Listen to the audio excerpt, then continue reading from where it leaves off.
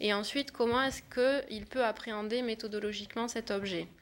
Donc sur ces questions, j'ai beaucoup mobilisé les écrits notamment de Jacques Comaille, de Jacques Chevalier ou encore de Liora Israël, qui essayent de montrer justement l'intérêt du décloisonnement disciplinaire entre sciences juridiques et sciences politiques. Donc il ne s'agit pas ici de faire une présentation exhaustive de ces travaux, mais simplement peut-être d'en faire ressortir les principaux arguments.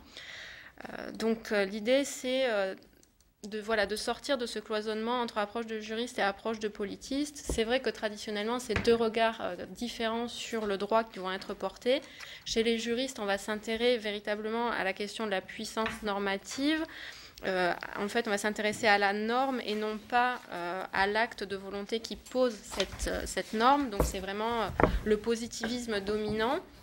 Alors que chez les politistes, on va être davantage intéressé par le rapport de force, qu'il soit social ou politique, dont la norme va être le produit et l'enjeu.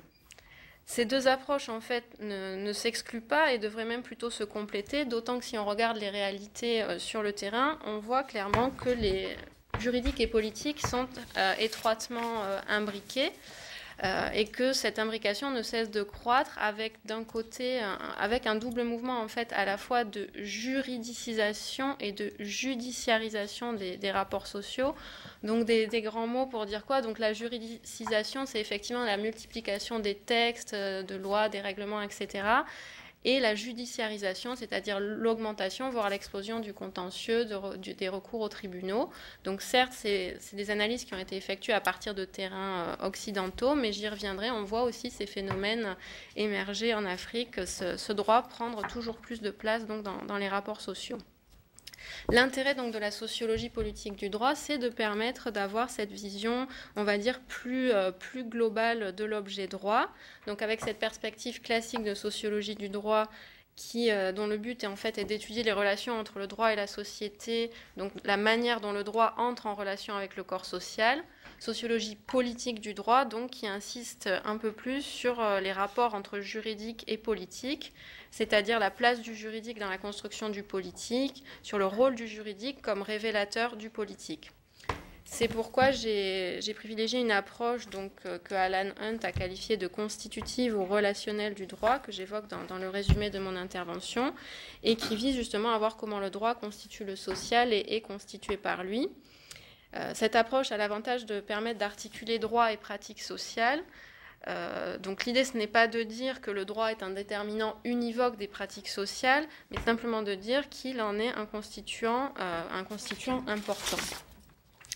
À partir de là, quand on part de ce point de départ, on peut dégager plusieurs niveaux d'analyse du phénomène juridique.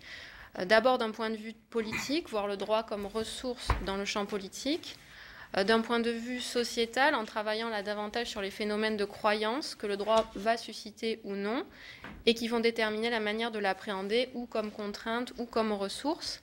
Cette question est importante, notamment pour travailler sur l'action collective, ce vers quoi je m'oriente aujourd'hui, puisque l'émergence d'une conscience juridique est véritablement nécessaire à l'émergence d'une mobilisation du droit dans l'action collective.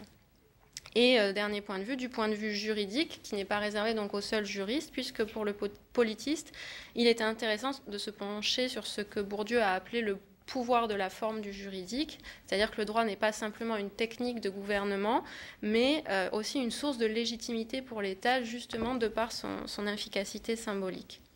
Donc voilà, ça c'est simplement, je voulais présenter des pistes un peu d'analyse générale sur l'utilité de la sociologie politique du droit. Mais maintenant, je voudrais me pencher davantage sur son intérêt dans le cas de terrains africains. Parce que souvent, le droit, c'est un objet qui a été délaissé par les politistes en Afrique. D'ailleurs, au début de ma recherche, quand j'ai commencé mon travail de terrain, on me disait « mais le droit de la famille, finalement, les gens ne l'appliquent pas trop, ne le mobilisent pas, donc finalement, à quoi ça sert de travailler là-dessus? Finalement, ça n'a pas forcément d'intérêt comme outil d'analyse. » Alors, cette idée n'est pas dénuée de fondement dans le sens où effectivement on ne peut que constater l'échec des transferts juridiques dans les États africains, qui est dû principalement au fait qu'on a fait des transferts qui ont été conçus essentiellement de manière technique, sans réfléchir en fait véritablement à la question du trust, c'est-à-dire de la confiance-croyance politique qui est nécessaire véritablement au processus d'appropriation du droit au processus d'imposition-acceptation de l'ordre étatique qui est censé précéder et non résulter des structures institutionnelles. Or, on voit bien qu'après les indépendances, on a adopté des textes, l'exemple du droit de la famille que je traite dans ma thèse, qui impliquaient des ruptures importantes avec les textes précédents et qui n'ont pas été du tout accompagnés, ce qui permet aussi de comprendre ce manque d'appropriation. Dès lors, on peut effectivement se poser légitimement la question de la pertinence de l'approche droit, d'autant que le caractère extraverti du droit en Afrique ne fait finalement que s'accentuer, puisque de plus en plus d'États ratifient toujours plus de normes produites par l'extérieur dans le but d'obtenir un certain nombre de financements, et donc le droit s'inscrit toujours plus dans une logique de dépendance. Ce qui ne fait qu'accroître finalement ce fossé entre l'État, le droit de l'État et la société. C'est un droit, ce droit étatique, qui est finalement peu mobilisé par les dominés, qui sont dans une attitude de fuite plutôt à l'égard de ce droit étatique. Et les dominants vont le mobiliser, mais pas de manière exclusive, mais plutôt de manière combinée, alternative, avec d'autres sources de légitimité et de pouvoir. Donc c'est un droit qui existe finalement surtout formellement, qui est réservé et confidentiel, pour reprendre l'expression de Dominique Darbon. A l'inverse, on voit que les ordres normatifs concurrents sont extrêmement présents, ne cessent de se développer. Et Jacques van der Linden avait souligné le fait que ce développement des ordres normatifs concurrents témoignait de l'échec à faire coïncider le droit avec les attentes de la société. Alors on pourrait dire donc à ce moment-là, finalement, pourquoi continuer là-dessus? Mais j'insiste, parce que justement ce fossé entre ordre juridique formel et ordre juridique réel, finalement ne peut suffire à mon sens à exclure le droit comme grille de lecture du social en Afrique, parce que cela reviendrait à nier le rôle structurant qu'il peut avoir dans la construction des représentations et donc dans l'orientation des comportements, quel que soit par ailleurs son degré d'effectivité. Pour le dire autrement, on ne peut réduire les enjeux du droit à la seule question de son effectivité ou de sa non-effectivité. D'abord, si on regarde sur un plan purement factuel, comme je l'ai dit en introduction, il y a une présence croissante du droit dans la vie sociale et qui n'est pas propre au Nord, qu'on retrouve en Afrique avec ces phénomènes d'inflation législative, mais aussi d'explosion du contentieux. Les tribunaux, j'ai pu le voir au Maroc comme au Sénégal, sont engorgés. Il y a des problèmes en termes de ressources humaines, de traitement des affaires. Donc il y a bien ce recours au droit qui est là, qui se développe de plus en plus. Par ailleurs, effectivement, il y a des attitudes de fuite, de tentatives de contournement, de détournement, de manipulation de la norme étatique, mais toutes ces attitudes ne sont jamais finalement inscrites totalement hors du droit. Dire qu'on est totalement hors du droit reste une hypothèse qui n'a de valeur finalement que théorique, parce que même une attitude de fuite ou de tentative d'instrumentalisation, finalement, elle s'inscrit toujours dans un rapport au droit. On définit une attitude par rapport à ce droit, qu'on cherche à le fuir ou à le contourner, et ce droit, à défaut d'être effectif, va faire sens dans les représentations. Autrement dit, même si certains droits sont peu connus, ils constituent bien une réalité sociale en participant à la structuration des jeux sociaux et du positionnement des acteurs. Si on reconnaît que donc, les individus en Afrique ont tendance à contourner massivement le droit étatique, on ne peut postuler qu'il n'existe pas. Il est certes ineffectif du point de vue de l'application, et encore c'est à relativiser, j'y reviendrai, mais il est présent véritablement dans les stratégies et représentations des acteurs. On pourrait même considérer qu'il est effectif si on reprend la définition de l'effectivité de Griffith, au sens où il a la capacité, ce droit étatique, à intervenir dans les choix des individus, même lorsque ceux-ci refusent de se conformer à la règle. Et enfin, le fait que ce droit étatique soit mis en concurrence par d'autres ordres normatifs n'invalide pas son intérêt, bien au contraire. Les situations de pluralisme normatif ne font en effet qu'accroître les possibilités pour les individus de jouer sur différents systèmes de normes, d'être dans une logique de forum shopping, d'où l'intérêt d'appréhender le droit véritablement comme un jeu. Et l'idée, c'est de travailler sur le droit étatique, ne pas s'y cantonner, mais bien de travailler sur le droit étatique et ses rapports avec les ordres normatifs concurrents. Et c'est bien cet ensemble de systèmes concurrents, à la fois donc en concurrence et en interaction, qui va constituer l'objet du travail. Et on ne peut que constater là par contre la légitimité du pluralisme normatif, en tout cas son importance dans les sociétés africaines et en quoi ça peut être une grille d'entrée donc tout à fait utile, notamment pour réfléchir aux difficultés rencontrées par l'État pour s'imposer comme producteur d'ordre et de cohésion sociale. Donc on voit là que c'est clairement un questionnement de politistes et c'est ce que je vais m'attacher à montrer maintenant en présentant mes travaux, donc d'abord ma thèse et puis brièvement mon projet pour cette année donc, au sein du JRSA. Donc ma thèse, elle portait sur la politique constitutive au Sud, refonder le droit de la famille au Sénégal et au Maroc.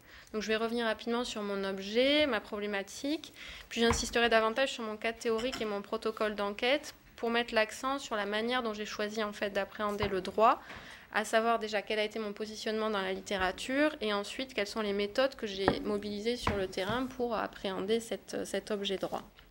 Et je terminerai sur la présentation de mes résultats pour montrer en quoi une analyse, une entrée par le droit a pu être utile et elle m'a permis aussi de tirer des conclusions sur l'État qui était véritablement au cœur de mon propos. Donc ma thèse, comme je l'ai dit, porte sur les politiques du droit de la famille. Qui sont intéressantes parce qu'en fait, elles constituent le lieu d'expression et d'affrontement entre différentes conceptions, différents projets de société. Alors, je schématise extrêmement rapidement ici, mais entre, on va dire, un projet plutôt fondé, un projet islamique et un projet séculier. Et c'est un lieu donc d'affrontement de ces différentes conceptions qui est intéressant justement pour analyser l'État en action qui tente de s'imposer donc dans son entreprise d'arbitre et dans son rôle d'entreprise de domination légitime. La question au départ, c'était bien celle de savoir comment des entreprises de domination à capacité limitée parviennent à se matérialiser via la production de normes dans un contexte de pluralisme normatif. Donc j'ai mobilisé, j'ai emprunté à Michel Foucault, à Norbert Elias sur ce travail donc consistant à voir comment l'État cherche à objectiver son pouvoir en gouvernant et en structurant le champ d'action des autres, en insistant sur une analyse du pouvoir qui porte sur les dimensions de l'acceptation et de l'incorporation. C'est bien le processus d'institutionnalisation de l'État qui m'intéressait, avec l'idée de voir non pas si véritablement il arrive à réguler, mais voir plutôt comment il procède pour voir justement ce processus d'institutionnalisation à l'œuvre. Alors je parle de l'État au Sud, l'État aux capacités limitées, ça reste encore un terme assez générique. Donc finalement, comment est-ce qu'on pourrait tenter d'étudier, d'en dégager des généralités, surtout à partir des cas aussi différents que le Sénégal et le Maroc, qui appartiennent clairement dans la littérature à deux aires culturelles différentes, mais aussi à deux traditions disciplinaires, à des communautés de chercheurs distinctes. Alors simplement au départ, déjà préciser mon intérêt personnel, c'était des questions qui m'intéressaient et j'avais été assez curieuse donc d'une actualité croisée et assez opposée pour le coup entre ces deux pays en 2003 où on a eu au Sénégal une remise en question très forte du droit de la famille par un groupe islamique qui demandait l'instauration de la charia en lieu et place du code de la famille, alors qu'au même moment le Maroc, monarchie islamique, se basait sur l'islam pour désacraliser son droit de la famille et proposer une réforme qui allait dans un sens une forme de sécularisation. Donc finalement, des trajectoires assez contrastées et basées donc sur des ressources aussi très différentes pour l'État. Et c'est ce qui m'a donné envie donc, de creuser davantage dans cette direction. Donc je me suis clairement inscrite dans une comparaison par contraste dramatique, alors au sens où c'est vraiment les différences qui ont structuré en fait le propos, qui ont structuré la grille des variables explicatives, qu'il s'agisse des variables institutionnelles, la jeunesse de l'État, la Constitution, ou encore les variables qui touchent aux représentations et au cadre de l'action, qu'il s'agisse des systèmes juridiques, du type de droit ou encore des cadres de représentation. Il y avait quand même, autrement, cette comparaison n'aurait pas de sens. Je reprends ici l'expression de Sartori. On n'est pas dans une comparaison chien-chat, dans le sens où il y a bien des analogies de départ importantes, que ce soit l'importance, la prégnance de l'islam au sein de la société, les phénomènes de pluralisme normatif, les mobilisations sociales autour de ce sujet, ou encore le poids de la contrainte internationale également dans l'organisation de ce débat. Concernant mon cadre théorique, je voudrais juste préciser qu'il a été interdisciplinaire, c'est-à-dire à la croisée entre sociologie de l'action publique et sociologie politique du droit. Avec la sociologie de la politique du droit, j'ai pu donc traiter de la question de la gestion de la problématique du pluralisme par l'État, de l'articulation des ordres normatifs pour déterminer justement la place que le droit étatique y occupait, et pour traiter enfin des effets du droit étatique au sens large, donc au-delà de la seule question de l'efficacité du droit, voir ses effets, même les effets inattendus. La mobilisation de la sociologie de l'action publique, elle m'a permis, dans une perspective plus classique, donc de travailler à la fois sur le processus de production de la norme et sur le rôle fondamental de la mise en œuvre dans la production de l'action publique. Donc ici, comme j'ai choisi d'axer mon propos sur le droit, je ne présenterai vraiment que les éléments qui ont trait à mon cas théorique par rapport au droit. Donc comme je l'ai dit tout à l'heure, le pluralisme occupe une place centrale dans mon travail. Donc il s'agissait de le définir. Donc j'ai préféré recourir à l'expression de pluralisme normatif plutôt que pluralisme juridique, qui est plus restrictive, au sens où le pluralisme juridique ne considère que la norme positivée, c'est-à-dire la norme reconnue comme telle par les professionnels du droit. L'avantage du pluralisme normatif, c'est donc que c'est un terme plus large, plus générique. Et l'idée pour moi, c'était non pas de me concentrer tant sur le débat entre pluralisme normatif juridique qui occupe beaucoup les juristes, mais plus sur ce que le pluralisme permet de mettre à jour concernant en fait le pouvoir et les capacités de l'État. Donc j'ai beaucoup mobilisé les théories du nouveau pluralisme juridique avec des auteurs comme Méry, van der Linden ou encore Griffiths, qui en fait contestent l'idéologie du centralisme juridique comme forme unique d'ordonnancement, sans pour autant remettre en cause la spécificité du droit étatique dans sa prétention hégémonique. Et c'est bien cette mise en cause du centralisme juridique qui est à la base de mon questionnement donc, sur la manifestation de la capacité du pouvoir d'État dans le contexte de pluralisme. Alors, je précise aussi dans ma thèse que je ne me situe pas dans une approche qui consisterait à penser que les ordres normatifs sont strictement hermétiques les uns aux autres, complètement séparés, puisque les gens, dans les faits, vont mobiliser dans leurs actions, dans leurs esprits, vont mélanger en fait ces différents ordres. Et donc j'ai préféré utiliser les concepts d'interlégalité qui étaient proposés notamment par Boaventura de Sousa Santos, ou encore le concept de champs sociaux semi-autonomes qu'a développé Sally Folkmoor pour montrer voilà, qu'on est plus dans une interaction qui a des influences réciproques et pas dans des champs qui s'ignoreraient totalement. Ensuite, sur le degré de pluralisme, là, j'ai repris la typologie proposée par Jean-Guy Bellet sur ce qu'il qualifie de pluralisme soft ou pluralisme hard, avec, alors pas d'a priori, simplement en me référant aux réalités constatées sur le terrain pour ensuite qualifier les situations. Au Maroc, on aurait plutôt un pluralisme dit soft et au Sénégal dit hard. Alors comment les définir? Quelle est la différence? C'est-à-dire que dans le cas du pluralisme soft, finalement, le droit, la pluralité est organisée par l'État, le monopole étatique reste bien présent, alors que dans le degré supérieur, là, il n'y a pas de domination de l'ordre étatique sur les autres, ou une beaucoup plus grande difficulté à imposer cette domination. Dans le cas du pluralisme soft, l'État peut jouer un peu le rôle de chef d'orchestre, ce qui n'est pas le cas pour le pluralisme dit hard. Donc, il y a la différence des conceptions, elles se fondent vraiment sur la différence de conception de la place de l'État, du monopole de l'État dans la production des normes. Et quand on travaille sur le pluralisme juridique, on travaille aussi sur, finalement, comme je l'ai dit, le jeu, les possibilités de jeu avec les différentes normes. Et donc, il s'agissait aussi de voir, dans les outils théoriques, qu'est-ce qui pouvait servir à étudier cette double dimension du droit, comme droit contrainte et droit ressources.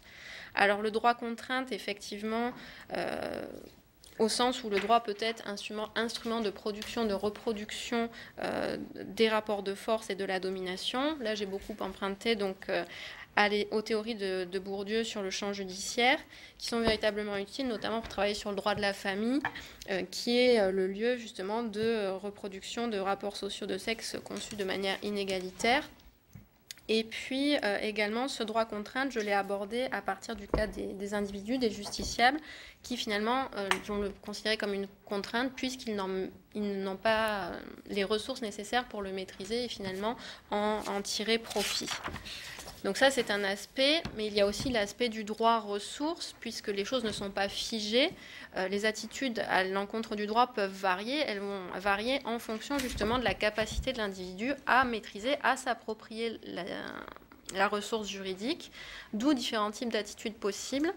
C'est pourquoi j'ai mobilisé là les théories de Suzanne Silbey, notamment sur les différentes attitudes possibles à l'encontre du droit, que j'ai aussi beaucoup travaillé sur la notion de normes pratiques, qui avait été notamment développée par Jean-Pierre Olivier de Sardan, voilà, pour voir concrètement ces mélanges, ces interactions entre les normes que les individus vont mobiliser au quotidien et qui ne sont pas dans cette vision schématique d'un droit étatique complètement ignoré d'un côté, et puis de droits dits religieux ou traditionnels de l'autre, qui seraient constamment mobilisés. Ça sert vraiment à montrer comment ces normes sont finalement mobilisées de manière voilà, combinée dans la réalité. Sur la méthode d'enquête maintenant, de terrain plus concrètement, comme je me suis située dans une approche donc, constitutive du droit, j'ai choisi d'avoir une méthode d'enquête qui soit aussi en cohérence avec cette approche théorique, c'est-à-dire une approche qui a été essentiellement micro et qualitative, à la fois pour saisir les rapports entre droit et société, mais aussi les dimensions institutionnelles et professionnelles du droit. Mon enquête, elle s'est principalement fondée sur des observations, des entretiens, dépouillement de la jurisprudence et des procès-verbaux, mais aussi j'ai essayé de faire en complément une analyse statistique sur laquelle je vais revenir et expliquer son intérêt. Sur les entretiens, ils avaient vraiment une visée compréhensive pour moi, c'est-à-dire que pour travailler sur, on va dire, l'activité des juges au quotidien, l'activité quotidienne des juges, et des avocats, je me suis beaucoup basée sur la jurisprudence, exploiter les dossiers pour voir concrètement comment voilà, on mobilisait le droit au quotidien dans ces milieux professionnels. Et les entretiens, ça me permettait un peu de confronter la pratique des juges avec leur discours. Parce que le juge, c'est finalement pas une machine qui produit mécaniquement des jugements. Le juge, il s'inscrit dans un contexte avec son système de valeurs. Donc, c'était intéressant de confronter un peu ce discours avec l'activité quotidienne des juges. Non sans difficulté, parce que l'accès aux juges n'est pas forcément évident. Au Maroc, notamment, j'ai cru que j'allais devoir renoncer à cet aspect de mon projet, mais j'avais finalement eu l'autorisation de les interroger. Donc, il y a bien sûr toutes les limites qui sont liées à la hiérarchie, au ministère de tutelle, etc. Mais ça a été des entretiens intéressants, surtout quand j'ai pu comparer ceux qu'on m'a accordés dans un cadre officiel et ceux de magistrats que j'ai pu interviewer en off, sous couvert d'anonymat, et là, voir un peu les deux discours, celui du ministère de la Justice, qui présente une certaine vision des choses, et celui des juges quand ils ont la liberté de s'exprimer plus personnellement. En termes d'observation, c'était une méthode vraiment fondamentale parce qu'un des aspects de ma thèse, c'est de dire comment le droit s'inscrit dans le quotidien des populations finalement, et pour ça, l'observation est particulièrement importante, voir comment se construit la légalité. Donc là, voilà, il y avait un biais aussi sur mon terrain, puisque ça a été possible au Sénégal, où on m'y a autorisé, pas dans le cadre du Maroc, mais des études avaient déjà été faites là-dessus, donc j'ai pu aussi les mobiliser. Mais l'idée, c'était vraiment de faire un peu une ethnographie des tribunaux. Donc j'ai pu notamment assister au Sénégal à des audiences publiques d'état civil, mais également à des audiences privées de conciliation, donc dans un cas de divorce, et aussi à des séances de médiation, donc dans des maisons de justice qui sont des structures alternatives pour résoudre les conflits. Et comme je le disais, j'ai également donc beaucoup dépouillé de jurisprudence. Et quand j'ai parlé d'une analyse statistique, c'est parce que dans le cas du Maroc, il y a beaucoup de statistiques qui sont produites tous les ans sur le droit de la famille. Les chiffres sortent chaque année. Il y a les contre-rapports des associations. Donc on peut avoir une vision quand même assez représentative à l'échelle du pays. Ce travail n'est pas du tout fait dans le cas du Sénégal. Les associations n'ont pas les moyens de le faire. L'État ne le fait pas. Donc c'est juste des impressions que j'avais des uns et des autres, des acteurs, mais j'avais finalement peu de données précises, donc ça n'a pas du tout vocation représentative, mais à l'échelle de la ville de Dakar, où se concentre quand même l'essentiel du contentieux, des actes juridiques, j'ai travaillé donc dans le centre principal d'état civil à faire en fait un travail des archives sur les années 75, 95 et 2005, pour voir donc sur 30 ans en fait établir une base statistique pour voir comment avaient évolué notamment les options en matière de mariage, polygamie, monogamie, les options, les mariages déclarés, les mariages célébrer. Donc voilà, pouvoir avoir une base de données, des chiffres un peu plus précis, même s'ils se limitent au cas de Dakar. Enfin, sur la thèse, je terminerai par rapport à mes résultats. Donc là, juste en venir brièvement sur les résultats, on va dire plutôt théoriques, l'apport du droit justement pour élaborer une grille de lecture de l'État en action au Sud, voilà, pour essayer de typologiser un petit peu à partir de mes cas. Donc mes deux grandes conclusions théoriques, elles portaient sur le pluralisme normatif comme à la fois contrainte et opportunité pour l'État, et sur le rôle de l'action publique dans le renforcement de l'État. Donc là, je m'en tiendrai juste à la question du pluralisme normatif, toujours dans l'idée de focaliser sur le droit cette présentation. Donc en fait, dans ma thèse, j'ai pu montrer que le droit, certes, est une contrainte, une source de conflit et une potentielle source d'affaiblissement de la légitimité de l'État, mais qu'il peut constituer une opportunité puisqu'il offre de multiples possibilités aux acteurs. Et en effet, on le voit dans les cas aussi bien marocains que sénégalais, si officiellement les États défendent une conception moniste du droit qui est symbole finalement de leur suprématie, en réalité, ces deux États laissent une régulation plurielle se mettre en place qui est plus efficace et ne remet pas en cause l'ordre public. En fait, le pluralisme normatif ne va pas nécessairement affaiblir la légitimité de l'État, mais peut au contraire contribuer à le renforcer en faisant de sa capacité de régulation son fondement via une position de chef d'orchestre. Donc en fait ici, le discours est moniste et il s'oppose aux pratiques de l'État plutôt pluralistes.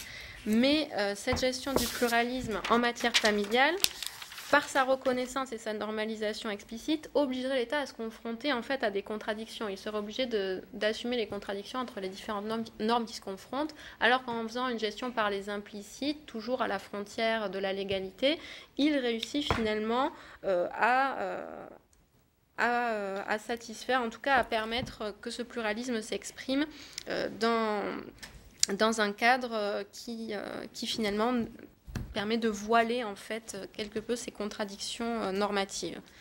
Donc en fait, s'inscrire officiellement dans une logique de pluralisme normatif aurait l'avantage peut-être de mieux ancrer le droit de l'État dans le quotidien des populations, puisque si on le reconnaissait officiellement, alors là finalement le droit étatique serait le droit auquel tout le monde aurait recours quelque part, mais en même temps, cela risquerait de se faire au détriment notamment des droits que les femmes ont acquis, et là ça revient donc à ce fameux conflit de normes qui poserait problème s'il devait être géré explicitement.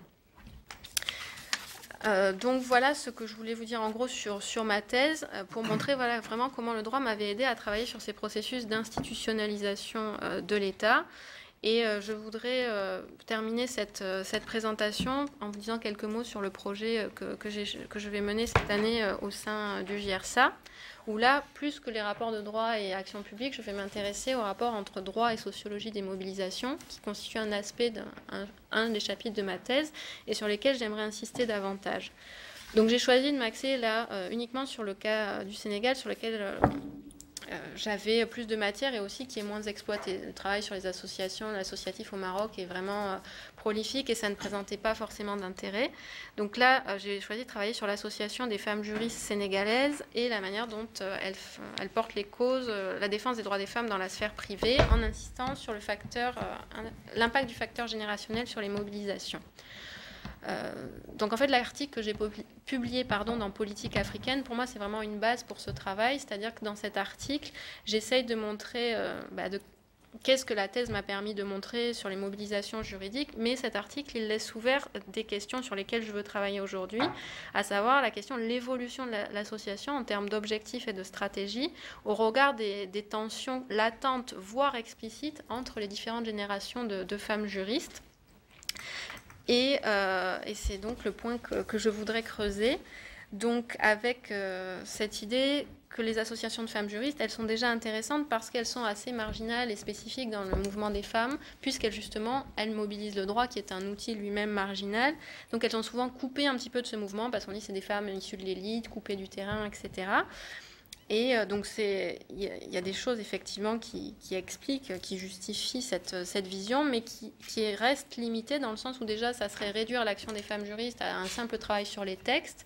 Or, même si c'est très récent, aujourd'hui, leur action est extrêmement structurée autour de la thématique de l'accès au droit, avec la création de boutiques, de cliniques de droit, etc. Donc là, elles sont vraiment dans une approche très concrète.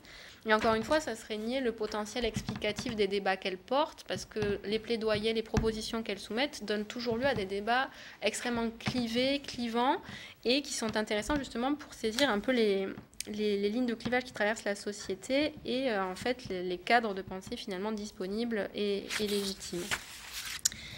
En termes d'intérêt scientifique, je trouvais que c'était un sujet intéressant dans le sens où s'il y a un véritable renouveau des études sur l'action collective dans les études africaines, la question des mobilisations juridiques reste moins traitée en Afrique subsaharienne par rapport notamment au Maghreb que j'avais étudié dans le cas de ma thèse, même s'il existe quand même un certain nombre de travaux, surtout en matière de droits sociaux, beaucoup de travaux sur l'Afrique du Sud notamment, des travaux aussi sur les droits des femmes, mais il y a encore donc des choses intéressantes à faire sur ces questions de mobilisation juridique.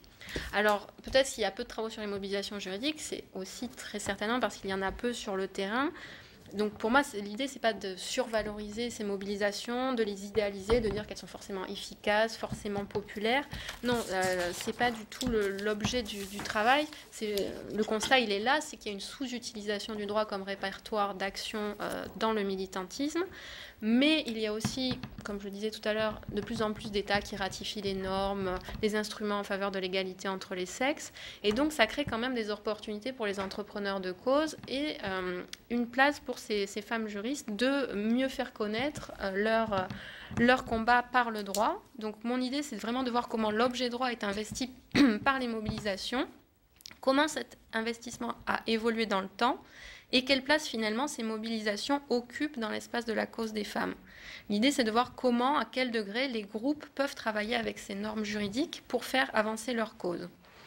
Alors là, il y a beaucoup de choses sur le plan théorique. Moi, j'avais lu l'ouvrage de Liora Israël, L'arme du droit, dans lequel elle fait vraiment une revue de la littérature et pour montrer en fait qu'il y avait vraiment deux approches. Parce que utiliser le droit dans l'action collective, en soi, c'est source d'ambiguïté. Parce que comme je l'ai dit, c'est à la fois un outil de reproduction des rapports de domination, mais ça peut, si on sait le maîtriser, devenir un outil d'émancipation. Et donc cette double ambiguïté, elle a créé deux un peu courants dans la littérature, c'est-à-dire les approches critiques qui considère finalement que le droit ne sert pas l'action collective, puisqu'il ne peut servir que ceux qui le maîtrisent. Et encore une fois, là, ça crée des différences selon les catégories concernées, avec cette lecture en termes de dominant-dominé. Et d'autres auteurs, comme Rosenberg, qui lui va considérer que c'est des victoires finalement inutiles, puisque même si on gagne par le combat juridique, finalement ça conduit quelque part à une forme de démobilisation militante, parce qu'on dit on a gagné sur le plan juridique, donc ça suffit, on va se démobiliser, alors que les décisions vont peut-être pas avoir d'effet concret, être suivies d'application, et qu'en plus ça pourrait susciter une protestation, une cristallisation des opposants à ce type de réforme. Donc un peu les effets pervers.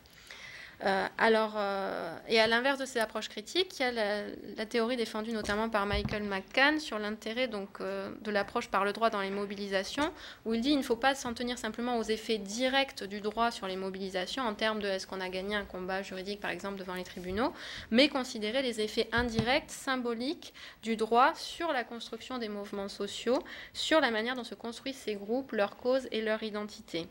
J'en reviens à la notion de conscience juridique, c'est-à-dire que là, le droit va servir surtout à définir une aspiration collective, une identité pour le groupe, et finalement, peu importe que le combat soit long, lent sur le plan juridique, même éventuellement qu'il échoue. Et là, je peux prendre le cas du Sénégal, le droit de la famille, les associations de femmes n'ont jamais obtenu depuis les années 70 une réforme de ce texte. Donc il y a échec, si on veut, sur le plan judiciaire, mais ça a contribué à créer des réseaux au sein de ces associations, une identité à ces mouvements, des réseaux au sein de ces associations qui sont regroupés dans des pôles au niveau du Sénégal, mais aussi régional, africain et international aussi dans l'association des femmes de carrière juridique. Donc on voit qu'il y a un rôle de ce point de vue qui n'est pas à négliger et j'avais envie de creuser dans cette direction. Les objectifs donc, de la recherche que j'ai résumés dans mon projet de postdoc, c'est bien de mesurer l'impact du facteur intergénérationnel sur 4 éléments. D'abord, l'évolution du profil des membres de l'association, le rapport qu'elles ont au droit, pour revenir justement à ce tournant plus pragmatique aujourd'hui avec la question de l'accès au droit, leur rapport aux luttes menées et donc implicitement leur rapport au féminisme, par rapport aux causes qu'elles portent ou qu'elles ne portent plus, et enfin sur l'évolution des stratégies qu'elles adoptent.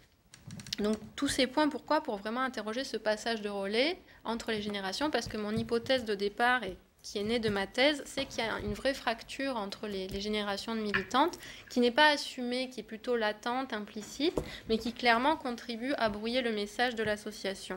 Et en effet, mes 4 pistes par rapport à ces questions, c'est déjà qu'il y a un profil des militantes qui tend à se diversifier. Donc certes, on est toujours dans une élite professionnelle, c'est toutes des juristes, universitaires, etc.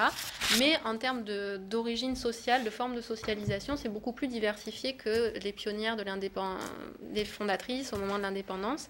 On n'est plus uniquement dans des profils de femmes, par exemple, issues de milieux très aisés, qui ont étudié en Europe ou en Amérique, qui sont retournées au Sénégal ensuite. Là, il y a beaucoup de femmes issues des classes moyennes qui étudient au Sénégal, donc un profil plus diversifié en termes sociologiques. Un argumentaire ensuite qui a évolué. Il était fondé sur une conception laïque et universaliste des droits au départ, à la faveur des indépendances, de l'idéologie, de la modernité, du développement. Aujourd'hui, ce discours passe beaucoup moins bien et il y a une intégration progressive de l'argumentaire religieux qui conduit aussi à modérer le discours et à redéfinir les priorités, ce qui n'est pas sans créer des tensions justement entre les différentes générations. Une évolution enfin plus consensuelle, celle-là, dans l'approche droit, donc qui n'est plus maintenant une conception strictement positiviste, mais qui tend à intégrer, donc, comme je le disais, une conception plus pragmatique, basée donc, sur le travail sur les boutiques de droit, les cliniques du droit. Et donc, tous ces bouleversements ont des conséquences donc, sur la transmission, le passage de flambeau entre les générations et ont tendance à brouiller un petit peu le message. Je voudrais voir, voilà, étudier vraiment cette ligne de friction et voir comment elle impacte concrètement sur le travail de l'association. Donc, j'ai déjà pas mal de données tirées de ma thèse que je n'ai pas forcément exploitées dans la thèse elle-même. J'ai également pu récupérer un certain nombre d'archives sur lesquelles je voudrais travailler, les archives de l'association elle-même, mais aussi beaucoup d'archives privées en fait, des membres de l'association que j'avais interrogées au cours de ma thèse, qui ont bien voulu me fournir en fait, toutes les archives qu'elles ont conservées à titre personnel sur leurs travaux au sein de l'association sénégalaise, mais aussi des travaux de l'association des juristes africaines et les travaux dans le cadre international de la Fédération internationale des femmes de carrière juridique. Avec les technologies actuelles qu'on expérimente aujourd'hui, j'espère aussi pouvoir faire certains entretiens complémentaires parce que j'ai pu fréquenter ces femmes aussi pendant toute la durée de ma thèse, donc j'ai pu lier aussi certaines relations et essayer via Skype ou autre de pouvoir reparler avec elles et compléter un petit peu, une fois que j'aurai avancé dans ma réflexion, les entretiens que j'avais déjà eus avec elles pour approfondir ces pistes-là. Voilà, je vous remercie en tout cas pour votre attention. Beaucoup, Mariam. En plus, tu as été à peu près dans le temps dont on s'est parlé avant le début de la présentation. Donc, peut-être qu'on va faire comme on le fait souvent. On donne la parole à Laval si vous avez des questions. Mais on peut aussi, s'il y a des gens qui sont très enthousiastes ici et qui veulent absolument parler, on n'est pas obligé d'attendre que Laval termine, mais disons, la première question pourrait venir de là. Ou si vous réfléchissez, on peut peut-être aussi laisser la Montréal. Oui, c'est ça. Oui. Je voulais avoir ça. Oui. Comment ça s'est coordonné si on peut prendre la parole? Alors, Oui. bonjour. Peut-être présentez-vous, s'il vous plaît, et puis avant de poser votre question, pour qu'on sache un peu à qui on a affaire. Vas-y. Alors, moi, c'est Georges Boniface Lène. Je fais un doctorat de sociologie ici à Laval. Merci Mariam de cet exposé extrêmement intéressant. Alors moi je dis que je suis sociologue et donc si je définis le droit comme étant significatif de la vision, de la représentation, des intérêts, de l'intention, du projet d'une société, est-ce que c'est juste le droit? Bon, de toute façon, c'est pas ça l'essentiel de ma question. Plusieurs fois, tu as parlé de population, tu as dit, et ça je cite, que l'État ancre le droit dans le quotidien des populations. J'ai entendu ça. Alors, je vais reposer mes deux ou trois questions sur cette expression-là. Alors, la première question, c'est, alors, quel que soit le type de pluralisme évoqué, quels sont dans tes travaux les acteurs qui sont en présence dans la production du droit en Afrique, hein, au Sénégal ou au Maroc? Quels sont les acteurs? Moi, je voudrais avoir une idée précise sur les types d'acteurs qui participent réellement à la production de la norme, du droit dans ces pays-là. Est-ce que ce sont l'État seulement ou les associations de femmes ou les influences étrangères? C'est qui précisément? Ça, c'est la première question. La deuxième question, en parlant de pluralisme normatif comme étant également, au-delà de la contrainte, une opportunité, en tant qu'opportunité, là encore, en parlant d'opportunité, tu as parlé de l'État qui doit gérer les contradictions. Comment est-ce que ça se présente comme opportunité du point de vue des acteurs? Qui est impliqué, qui fait que ce soit une opportunité? Comment est-ce que l'on peut en dire que c'est une opportunité? Ça, c'est la deuxième question. La dernière question, elle est plus générale. En quoi est-ce que l'examen du phénomène de globalisation ou de mondialisation, et en quoi est-ce que la théorie du néo-institutionnalisme, par exemple, t'a aidé ou t'aide dans tes travaux? Voilà mes préoccupations. Merci. Est-ce qu'il y a d'autres questions à l'aval ou Oui. Ou bien Georges a parlé pour tout le monde? Mariam, merci beaucoup pour ton exposé. C'est Pascal Kapagama. Mais... Pascal Kapagama, il faut te présenter. Non mais Pascal, tu n'as pas... Oui. Oui, mais Pascal, tu es là?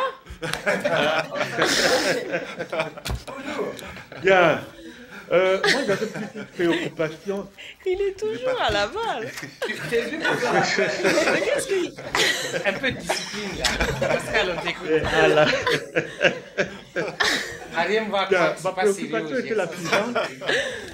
Ça alors. Je voulais bien savoir la place que tu accordes à la dimension du poids culturel dans tes analyses, parce que lorsque on parle des droits de la femme, et là tu fais allusion à une association des juristes sénégalaises pour défendre les droits de la femme, il y a souvent une tendance à percevoir une forme de révolution de certaines composantes des piliers culturels de la société que l'on étudie.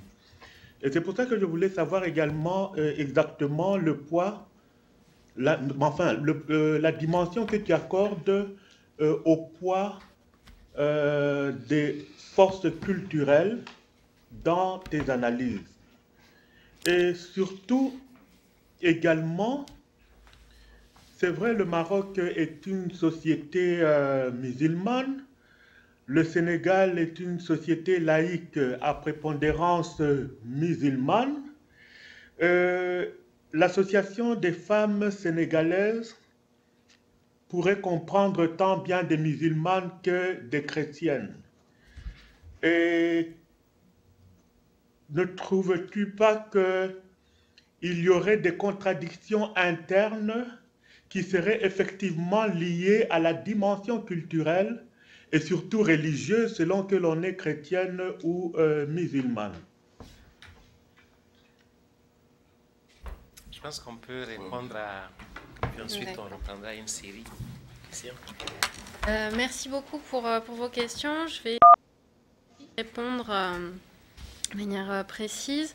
Alors, sur les acteurs, d'abord la première question sur les acteurs en présence qui contribuent en fait à produire le droit. Donc je vais me baser sur le droit étatique. Hein. Donc il y a plusieurs niveaux. Il y a d'abord au niveau de la production de la norme elle-même, on va dire le législateur, hein, les parlementaires qui sont amenés à discuter, à voter de ces textes.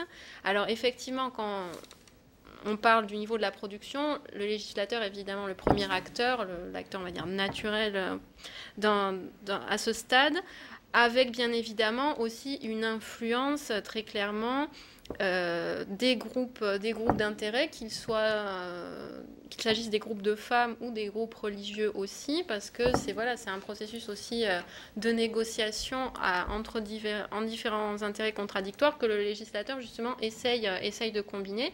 Donc il y a bien une influence de ces groupes, une capacité de pression de ces groupes, qu'ils soient religieux ou qu'il s'agisse de groupes de femmes. Alors, je ne dis pas souvent féministes parce que toutes, justement, n'acceptent pas ou ne valident pas ce terme. Donc, je préfère le terme d'association de femmes ou association féminine. Et également, ce dont tu parlais, le rôle aussi du droit international entendu comme contrainte, c'est-à-dire qu'à partir du moment où l'État a ratifié certains instruments, il est obligé aussi de mettre en cohérence, au moins sur le papier, l'arsenal juridique national avec le droit international. Donc là, c'est au stade de la production de la norme. Il va y avoir ces différents acteurs qui vont contribuer à la production du droit. Ensuite, au stade de l'application, et c'est finalement ce qui m'a le plus intéressé, j'y consacre autant de temps en fait aux deux aspects dans la thèse, mais personnellement, c'est vraiment la partie du travail que j'ai trouvé passionnante, c'est sur le terrain, en pratique, dans la phase d'application. Et là, je me suis vraiment intéressée aux représentants du bois. Dubois a parlé des représentants de l'État au guichet. C'est vraiment ça. C'est les juges, donc bien sûr au niveau officiel, les juges, les avocats qui rendent des décisions, voir comment évolue la jurisprudence, etc. Quels sont les argumentaires mobilisés par les avocats? Est-ce qu'ils vont aller sur le terrain du droit international ou pas? On voit par exemple dans le cas du Maroc qu'ils n'osent pas forcément le mobiliser alors qu'ils pourraient le faire d'un point de vue légal, mais qu'ils considèrent que c'est inefficace et que ça peut même voir leur porter préjudice dans certains cas.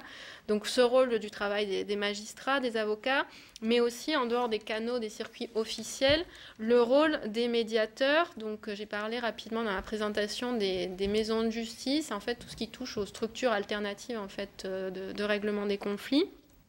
Où là, c'est des anciens magistrats à la retraite ou des anciennes... il y a des assistantes sociales notamment qui effectuent de la médiation en matière familiale et qui, eux, vraiment, ne sont pas contraints par... comme le magistrat par le texte officiel, et vont au contraire essayer très concrètement d'arranger en fait les gens, de procéder à une médiation en ayant recours certes au droit étatique qu'ils ont à disposition, mais aussi aux autres normes qui vont faire peut-être plus sens pour les personnes pour lesquelles ils vont effectuer la médiation. Donc eux, ils sont vraiment au croisement des différents systèmes normatifs. Ils ont un peu ce rôle de passeur où ils essayent de procéder à une médiation qui finalement fonctionne, sans sortir du cadre de la légalité, mais toujours en tirant au maximum sur les extrémités. Et eux, ils font un travail qui est extrêmement passionnant de ce point de vue, parce qu'ils produisent finalement ce que j'ai appelé la norme pratique, une norme qui va être finalement un entre-deux, qui va mobiliser un peu du droit étatique, un peu d'autres registres aussi. Donc eux, c'est véritablement aussi des producteurs de droit. Et ça me permet aussi de faire la transition avec ta question sur la question de l'opportunité pour l'état du pluralisme.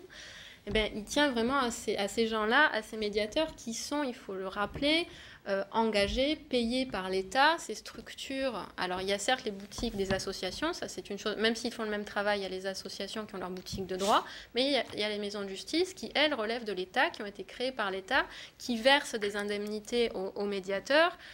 Et ces maisons de justice, elles ont l'étiquette, le tampon État du Sénégal. Donc, elles sont une représentation de l'État au sein de la société.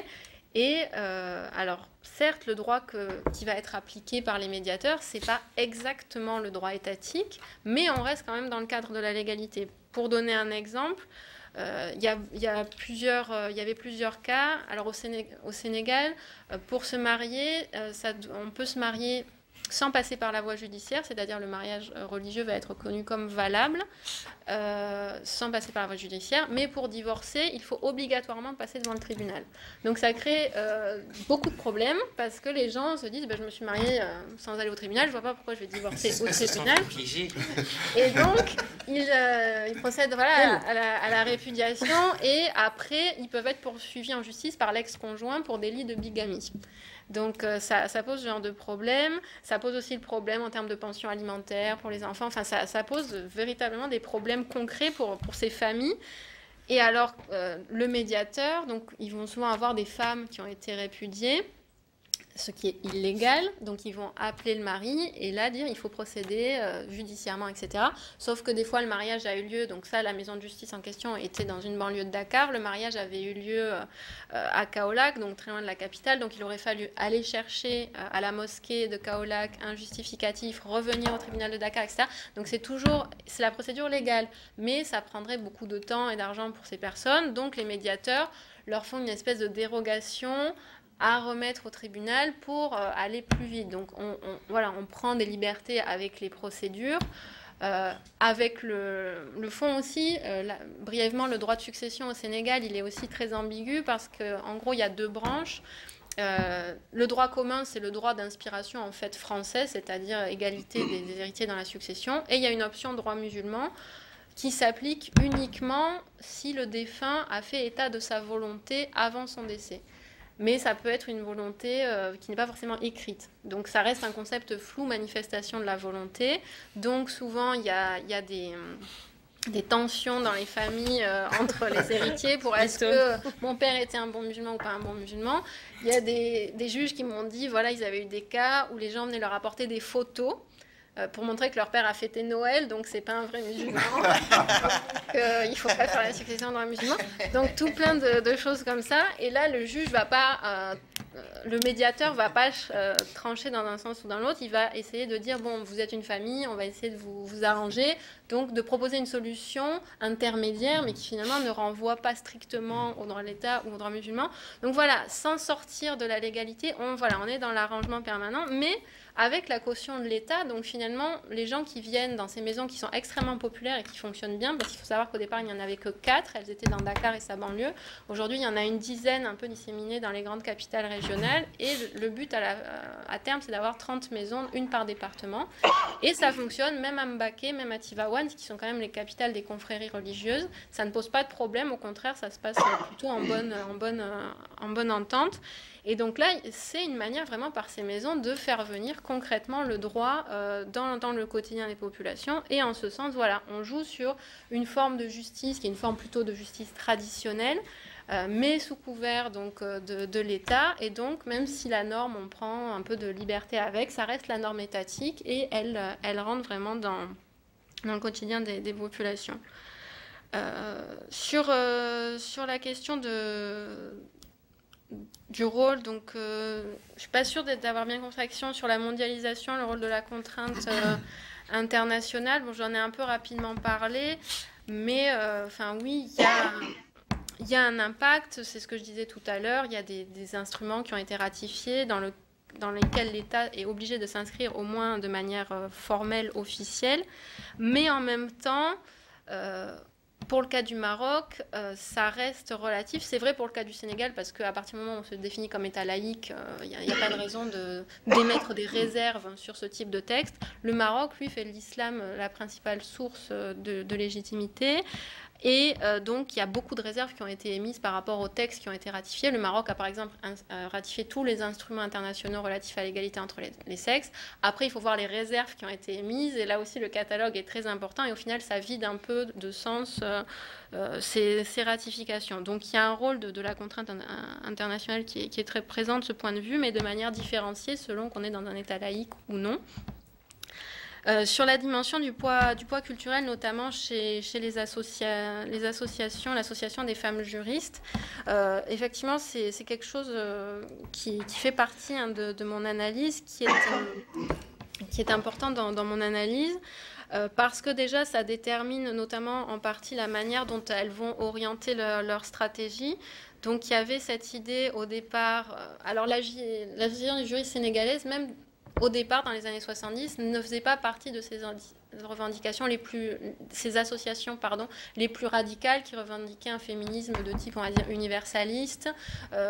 C'était déjà un discours qui se voulait plus modéré, dans le sens qu'il fallait aussi tenir compte des réalités sociales, culturelles du pays, et qu'il y avait certains combats qui n'étaient pas forcément pas légitimes, mais en tout cas pas du tout prioritaires, notamment la question de la polygamie qui n'était pas au centre de leur combat, contrairement à d'autres associations plus marquées politiquement à la gauche de l'échiquier politique. Donc cette imprégnation de ce on appelait le féminisme noir, c'est-à-dire proposer un féminisme qui se voudrait différencier, qui tiendrait compte de spécificités. Donc ça permettait aussi de regrouper peut-être plus de sensibilité dans ce type d'association que dans des associations plus radicales où là le public est plus restreint. Là, par ce discours qui se veut consensuel, ça permettait de plus se mobiliser. Mais en même temps, il y a ce conflit qui se fait jour aujourd'hui par rapport à la question religieuse, parce qu'au sein de l'association, notamment chez les jeunes militantes, il y en a beaucoup qui sont aussi affiliés à des associations, à l'association des étudiants musulmans, par exemple de l'université de Dakar, des filles voilées dans l'association. Alors ça peut paraître anecdotique, mais aucune des militantes fondatrice de l'association n'est voilée, par exemple, et parmi les jeunes, il y en a de plus en plus, et elle milite à la fois dans l'association des femmes juristes et à la fois dans des associations religieuses, considérant qu'on peut parfaitement allier les deux, avec cette idée très à la mode de féminisme islamique qu'elle se réapproprie. Et donc là, elles sont en contradiction avec les pionnières qui, elles, disent « Nous, on veut sortir des carcans à la fois religieux, mais aussi du carcan du code français dont on a hérité, le code napoléonien. » Parce que le chef de famille, quand même, la notion de chef de famille, elle vient du code civil français et pas d'ailleurs. Donc dire il faut se défaire des carcans étrangers, que ce soit le carcan français ou le carcan islamique, et revenir à ce que nous, dans nos traditions, nos droits dits coutumiers, on a de positif. Notamment, par exemple, une des membres me parlait chez la communauté Lébou, dans l'héritage, c'est la femme qui hérite. Donc pourquoi ne pas mobiliser dans les traditions sénégalaises des choses qui pourraient faire progresser le droit. Donc on voit là, il y a des contradictions culturelles très fortes qui se font entre les générations. Je dirais plus entre les générations qu'entre les musulmanes et les chrétiennes, parce que finalement...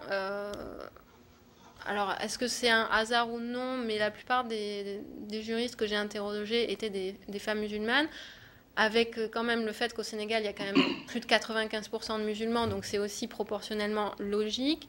Mais finalement, dans les débats, les chrétiennes auraient plus tendance, je pense, alors j'en ai pas vu au sein de l'association, mais j'en ai rencontré parmi les magistrats, notamment des magistrats chrétiens et des magistrats musulmans, et on a parlé de cet aspect-là. Les chrétiens vont avoir tendance plutôt à rester en retrait sur des questions qu'ils estiment ne pas les concerner, c'est-à-dire la question de la polygamie notamment ou de la succession. Ils estiment que c'est une affaire qui regarde les gens de confession musulmane et que c'est pas à eux finalement de régler ça à partir du moment où on les laisse, eux, avoir leur propre... par le droit, parce qu'en fait le droit est un système à options. Il y a le droit général qui est applicable à tous et des options spécifiques pour les musulmans. Donc à partir de là, c'est plus une attitude de retrait que je pense qu'on pourrait retrouver aussi chez les militantes de ce point de vue. Donc la fracture, plus qu'en musulmane et chrétienne, je la verrais plus entre première et deuxième génération de femmes dans l'association. Merci Mariam, merci. On a une vingtaine de minutes seulement. On va prendre une série de questions et que j'aimerais simplement que chacun et chacune essaye d'aller très directement aux questions et que Mariam essaye aussi d'être concise. Oui, ensuite. Je crois qu'ils vont revenir.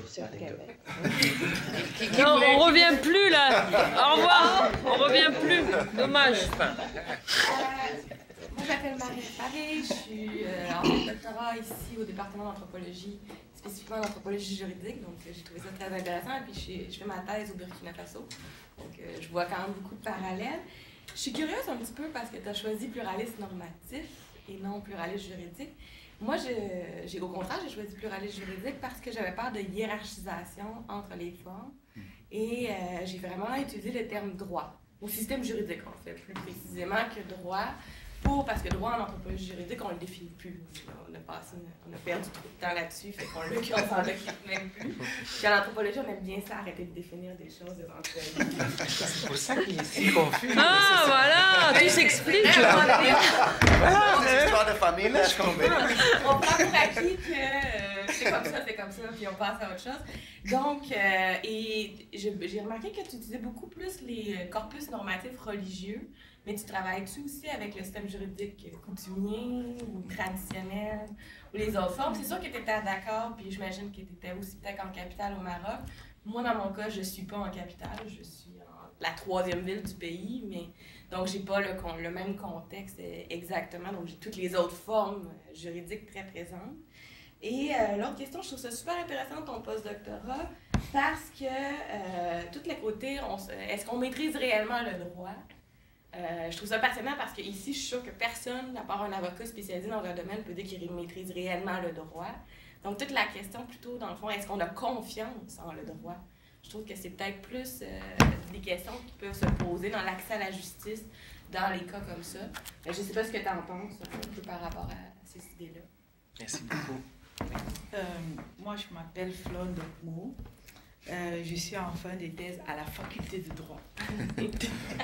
À la faculté de droit ici à l'Université de Montréal. Et je comprends maintenant pourquoi mon directeur de thèse m'a recommandé cette conférence. J'ai appris beaucoup, ça m'a beaucoup aidé, d'autant plus que je fais une étude comparée entre le Canada, le Cameroun et la Côte d'Ivoire. Et j'étudie les conséquences juridiques qu'a le phénomène de la polygamie pour les femmes et les enfants. Fait que j'ai 3 pays avec 3 législations différentes. Au Canada, c'est interdit. En Côte d'Ivoire, c'est un interdit entre guillemets parce que c'est toléré.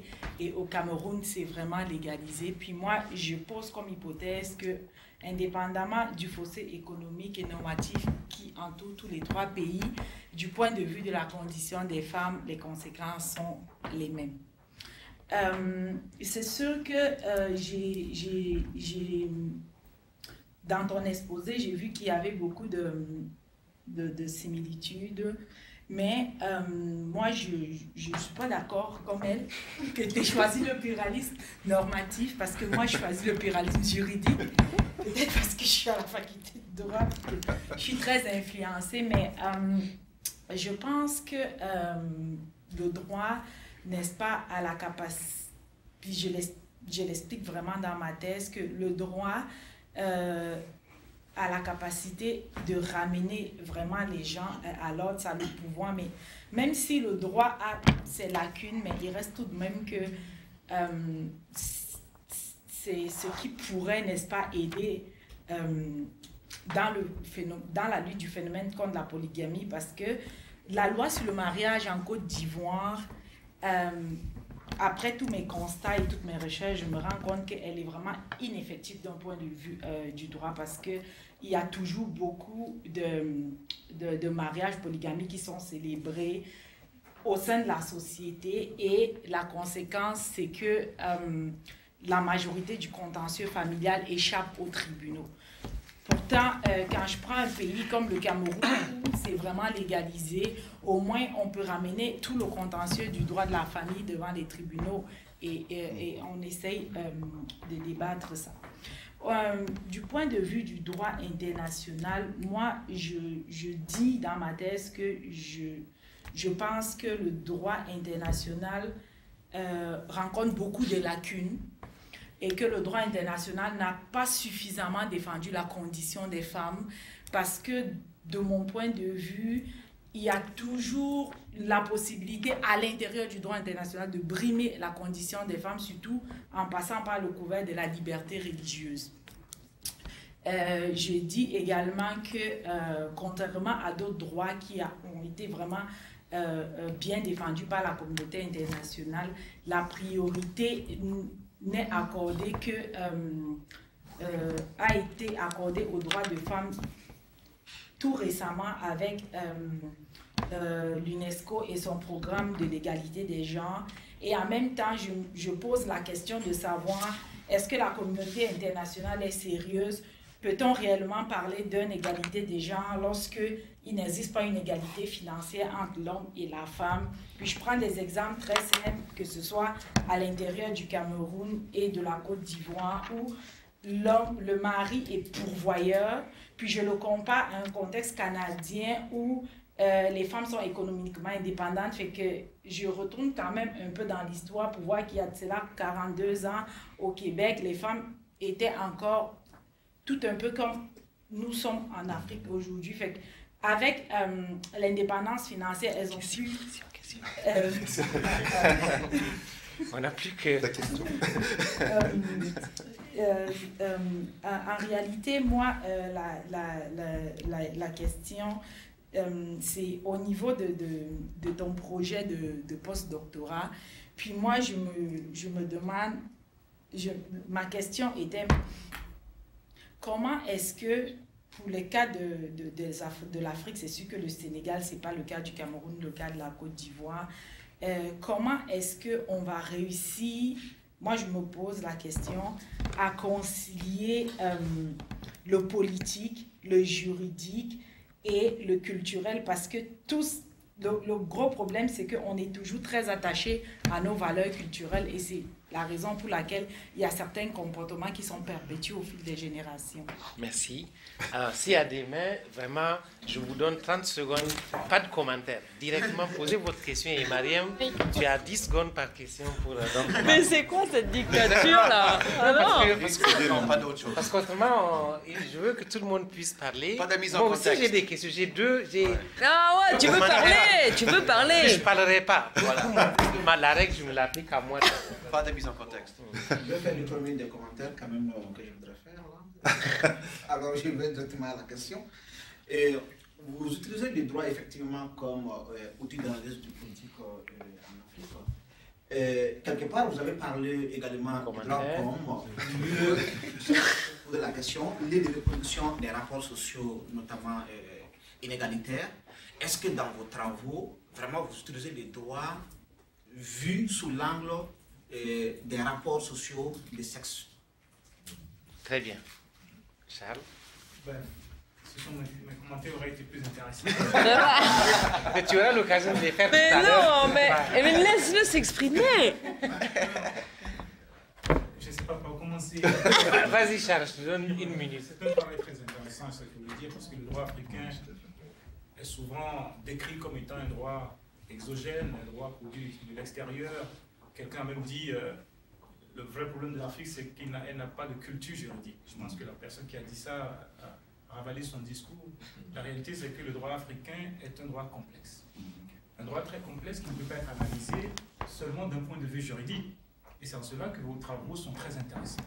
Parce qu'il faut une approche interdisciplinaire. Je suis content de voir ici qu'il y a plusieurs disciplines qui essayent de saisir l'objet du droit africain. Et c'est là qu'on a découvert le vrai problème, la vraie nature du droit africain. Pascal a souligné tout à l'heure, a cherché à savoir la dimension culturelle. Je ne sais pas si vous avez répondu à la question, mais il y a bien sûr une dimension culturelle au droit africain, il y a une dimension sociologique et il y a surtout une dimension politique au droit africain. Le droit, c'est le produit des rapports politiques, des relations de pouvoir. Qu'il soit droit de la famille, qu'il soit autre droit, c'est toujours le produit de rapports de force politique. Cette dimension politique, comment est-ce que vous voulez la souligner dans vos travaux? Parce que vous avez parlé de l'État qui tolère, qui cautionne parfois. Mais l'État ne fait rien gratuitement, surtout l'État africain. Si l'État permet l'expression de certains droits, c'est que forcément il y a des intérêts politiques derrière. Alors comment est-ce que vous voulez rendre compte de cette dimension? Très bien, merci Charles. Moda voulait parler ou c'était Anne? C'est Anne. Moda. Vas-y, Anne. Alors, une fausse question en guise de commentaire, en fait. Alors, voilà, d'abord, je voulais te féliciter pour cette présentation. Hein, c'est passionnant. Je suis très jalouse parce que, comme tu sais, j'avais soumis un projet. Soumis un projet sur les cliniques juridiques de l'Association des juristes féminines qui n'a pas été financé. Je suis contente qu'il y ait du travail là-dessus, tant mieux. Je voulais aussi signaler que j'ai assisté à une thèse sur l'action sociale pour l'appropriation du droit au quotidien, l'action sociale au Burkina Faso, hein, de Béatrice Berthaud, qui peut intéresser ceux qui... Et où on voit tout à fait ce que tu disais tout à l'heure, hein, c'est-à-dire cette utilisation au quotidien et cette réappropriation hein, du droit à la fois étatique et des coutumes, disons. Alors moi, ma question va dans le sens de celle de Ousmane. Dans ton projet de postdoc, tu as, pour camper ça de manière théorique, tu as beaucoup parlé de droit comme arme, l'arme du droit dans la mobilisation, dans l'action sociale, dans la mobilisation sociale, pardon, mais c'est pas n'importe quelle mobilisation, c'est la mobilisation des femmes, féministes, et je voulais savoir si au niveau théorique, est-ce que tu as des travaux quand même qui t'inspirent sur justement la façon dont ces différentes générations remettent en cause ou ne le remettent pas les rapports de genre, les rapports sociaux de sexe. Tu as parlé de féminisme islamique, dont certaines se revendiquent maintenant. Enfin, il y a vraiment des changements importants et comment ça se lie avec les vagues de féminisme occidental. Et ça m'amène à ma deuxième question sur le lien avec justement le mouvement international des femmes. Comment est-ce que tu vas mesurer, donc c'est plus méthodologique, parce qu'il me semble que dans ces différences intergénérationnelles, il y a... par leur parcours, hein, puisqu'elles ont été moins, tu l'as dit, a priori socialisées, éduquées à l'extérieur du Sénégal. Quelle est l'interaction qu'elles ont avec à la fois la région, les juristes sur la région et les juristes au niveau international? Est-ce tu penses, comment tu comptes approcher ces différences qui, à mon avis, sont là hein? Merci Anne. Donc on va arrêter là pour ce qui concerne les questions. Mariam, tu as 5 minutes. Alors... Tout va bien? Oui, non, peut-être. Oui. Alors, je vais grouper vos questions sur le pluralisme juridique normatif. Ça a été un débat avec mon directeur de thèse quand j'ai présenté des papiers dans des conférences. Bizarrement, les juristes que j'ai rencontrés préféraient que j'aille sur le pluralisme normatif et c'est eux justement qui insistaient. Autant les anthropologues étaient plus souples sur le vocabulaire, autant les juristes m'ont embêté en me disant le pluralisme juridique, c'est extrêmement précis, ça renvoie à la norme à positiver, c'est-à-dire qu'elle est reconnue comme telle par les professionnels du droit, par l'État. Et donc, à partir du moment où moi, dans ma thèse, j'évoque des normes qui sont mobilisées, qui vont être reconnues peut-être implicitement par l'État, mais pas officiellement, à partir du moment où elles ne sont pas des normes positivées, ça pourrait, par rapport à cette définition du pluralisme juridique, être considéré comme discutable, en tout cas du point de vue d'un juriste. Donc c'était surtout pour un terme plus large et finalement qui me créerait moins d'embêtement au niveau des définitions. Mais en fait, ça ne satisfait pas non plus les anthropologues, donc je vais voir, je vais trouver une formule, mais effectivement, ça reste ouvert. C'était... Oui, j'allais dire entre guillemets une solution de facilité, c'est un terme plus générique, plus large, et donc il m'évitait ces débats-là.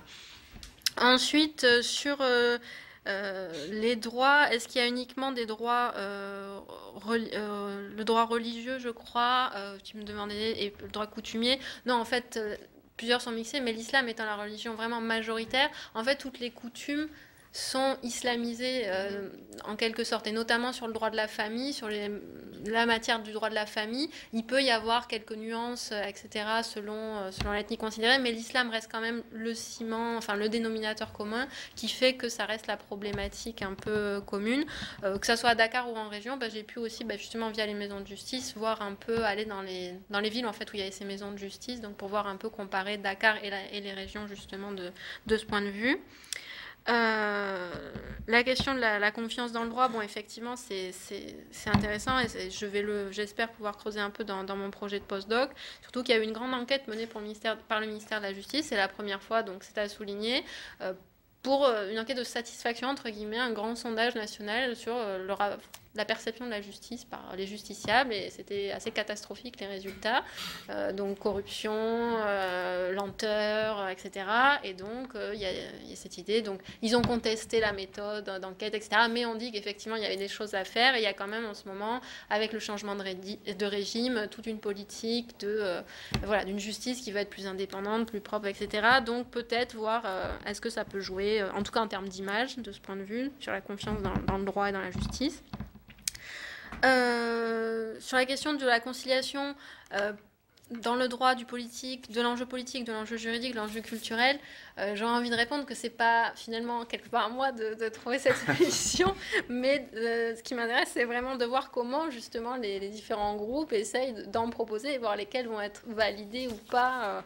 Enfin voilà, dans mon positionnement à moi, c'est plus voilà, voir qui propose quoi, comment c'est reçu, est-ce que ça porte au niveau de l'action publique, qui va m'intéresser. Sur la question du droit, sous l'angle des rapports sociaux de sexe, oui. Alors, je vous inviterai à lire l'article. Non, j'ai un article en préparation en fait pour les cahiers du genre qui porte spécifiquement sur cette question, où je reprends là la dimension comparative Maroc-Sénégal sur le processus de production législative et pour montrer qu'en fait sur le droit de la famille qui est vraiment... Parce que la question qui fait débat, c'est le statut des femmes dans le droit de la famille. Donc c'est quand même un enjeu majeur. Et pour montrer en fait comment au moment où on a produit ces textes, les rapports sociaux de sexe sont restés quelque part en impensé. On en a parlé beaucoup, mais au final, quand on regarde les travaux, donc là je me base sur tous les travaux, les archives, les travaux que j'ai pu récupérer, les débats parlementaires, etc. Finalement, on dit que c'est un enjeu, mais on n'en traite finalement quasiment pas dans la production du droit, mais donc du coup je reviens sur cette impensée-là dans cet article et je suis en train de travailler en fait sur la question. Elle n'est pas beaucoup dans la thèse et j'essaye justement de creuser un peu dans cet article. La dimension politique, oui, elle est très présente. Pourquoi l'État ne fait rien gratuitement et fait des conciliations de ce point de vue?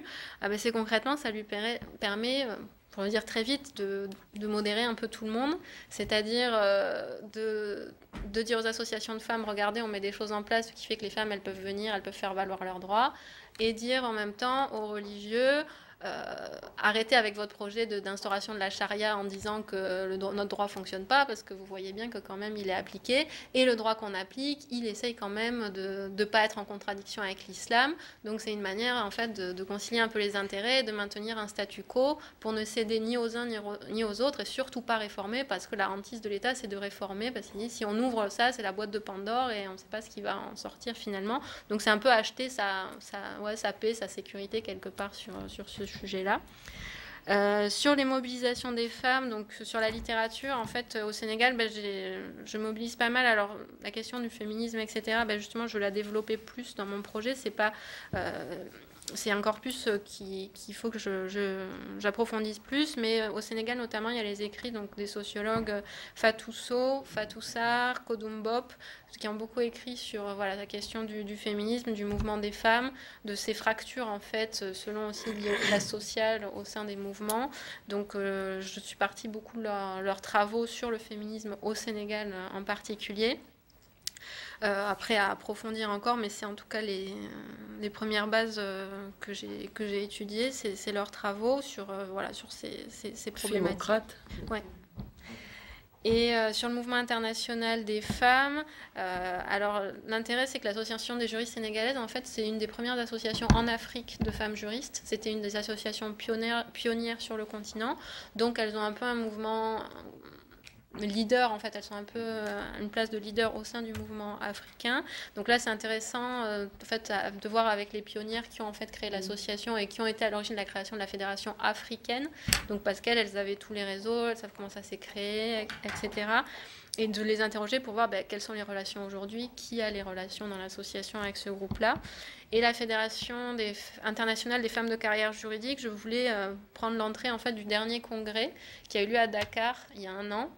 Et justement, ça a été une grosse déception parce que l'association des juristes sénégalaises espérait devenir la première association africaine à présider le mouvement international. Et c'était le pays hôte, etc. Et au final, elles n'ont pas été retenues. Donc ça a créé quand même un peu une grosse déception parce que c'était le pays hôte, ça aurait été le premier pays africain à avoir, et ça n'a pas été donné alors qu'elles pensaient que c'était acquis ou presque. Donc voir là aussi revenir sur ce congrès, prendre tout ce qui a été vu, enfin les actes du congrès, du colloque, ce qui a été discuté, et puis aussi reparler avec les membres de l'association de cette question du non-choix du Sénégal pour être leader. Donc voilà, essayer d'identifier les personnes dans l'association qui sont, parce qu'elles ne sont pas toutes dans les réseaux internationaux, c'est plus on va dire pas les jeunes étudiantes qui elles sont plus dans la boutique de droit à aider, etc. C'est plus les avocates, les magistrates, une quarantaine, cinquantaine d'années qui sont dans l'association depuis un moment et qui ont créé, elles, tissé des réseaux et voir avec elles peut-être pour travailler sur ces dimensions-là régionales et internationales. Voilà. Merci Mariam, merci. Je crois que je vais quand même pas m'empêcher de faire un petit... Ah bah ça. Alors qu'on nous a précipité. Je voulais me réserver. Il nous a précipité pour pouvoir parler. Non, je voulais juste, Mariam, te remercier et te féliciter parce que je pense que ce qu'elle fait, le point de départ, je pense que le point de départ le plus important de la présentation de Mariam, c'est de considérer qu'il faut étudier les effets du droit et non pas simplement regarder si le droit est effectif. Parce que ça change tout. Et à partir de ce moment-là, le type d'enjeux que l'on peut étudier et les angles à partir desquels on peut étudier l'impact du droit sont considérablement plus importants et plus intéressants que de simplement se focaliser sur l'effectivité. Parce que souvent, le débat a été ramené à cela. Est-ce que c'est effectif? Si on pose la question de ce point de vue-là, ben là, la réponse est beaucoup plus simple et peut-être que la recherche est moins intéressante. Deuxième élément, l'idée de pluralisme normatif. Alors, je ne sais pas les anthropologues, les juristes purs, qu'est-ce qu'ils pensent, mais nous, du point de vue d'un politologue, quand on parle de l'aspect de la norme, là aussi, tout de suite, on ouvre le champ. Parce que si vous parlez juste du droit positif, ce n'est pas la même chose que quelqu'un a parlé du néo-institutionnalisme. Quand on a redéfini un peu l'intérêt des politologues pour les institutions, les règles en général, cette dimension de la norme est entrée et ça a permis d'aller au-delà de simplement ce qui est écrit dans les constitutions, la règle de droit et ainsi de suite. Donc je pense que ce point d'entrée aussi, ajouté à cette question de l'effet et non pas de l'effectivité, on voit tout de suite l'intérêt. Et troisième point, la vision pluridisciplinaire, parce que Mariam est politologue, mais avec un intérêt très fort pour le droit, la sociologie et peut-être d'autres disciplines, notamment l'histoire qui est évident, je pense, dans sa thèse, on voit bien cet intérêt pour l'histoire qui devrait être là, quelle que soit la discipline dans laquelle on est. Je pense que ça donne véritablement des points d'entrée qui permettent une approche très heuristique d'un phénomène qu'on est appelé à étudier de plus en plus sur le continent africain. Donc, merci encore Mariam, merci à tous. Merci à vous. Donc toi, ta question, c'était quoi exactement? Pascal Kapangama. Merci à Laval et à la prochaine. Merci. Des gens de Laval, et j'invite